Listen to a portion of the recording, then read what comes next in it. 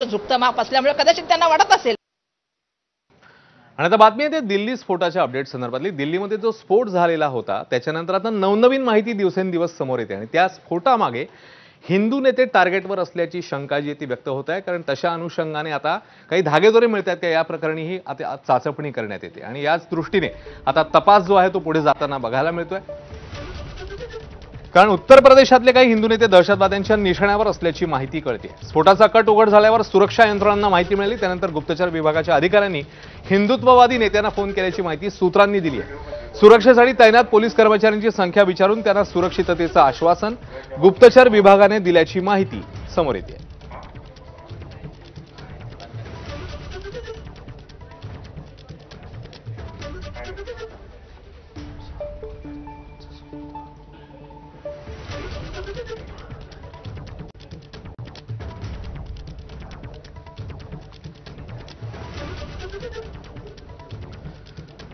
तर या स्फोटाप्रकरणी आता तपास यंत्रणांच्या आधी काही मोठे पुरावे लागतात आणि याचं अफगाण कनेक्शन